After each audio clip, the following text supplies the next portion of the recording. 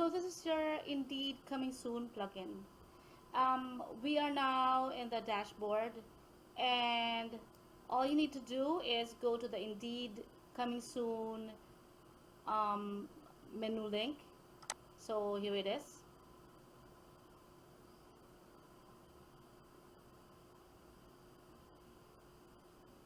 Now from this settings, makikita nyo na naka-enable siya.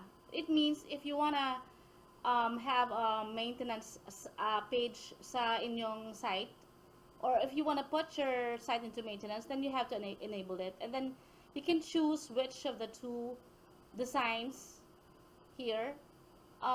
Whatever you choose is fine. It doesn't really matter. This one is for the heading and for the description. So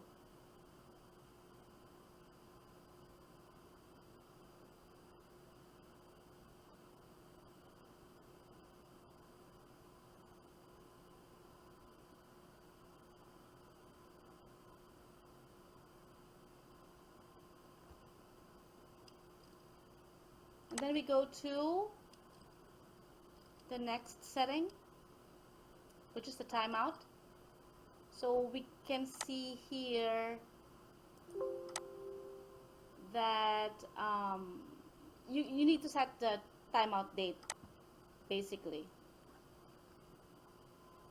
Ibig sabihin hanggang kailan ba yung countdown mo. And then if you want to turn it off, ibig sabihin nito is kahit na ang ending niya is for example today, and then naka-off siya, hindi pa rin matatanggal ang maintenance mode mo. At least hindi ka masusurprise kung, uy, ano nangyari sa website kung bakit pangit? Yung pala hindi pa pala tapos. So it's better if you just turn it off. And then this is the content settings. Just read through this page, kasi you can enable or disable any of the content.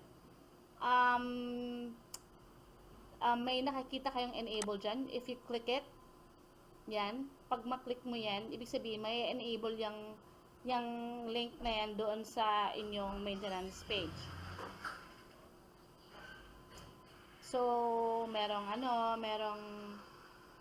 information as well. So pwede mo siyang i-turn on or off by using enable or by clicking enable. And then the last setting, which is the design part, we have some options here. You can use images or video. In this case, I chose video kasi it's I don't know, very catchy. It's a music site, so it should be video. Now, ang YouTube ID mo should be the last few characters in your YouTube link.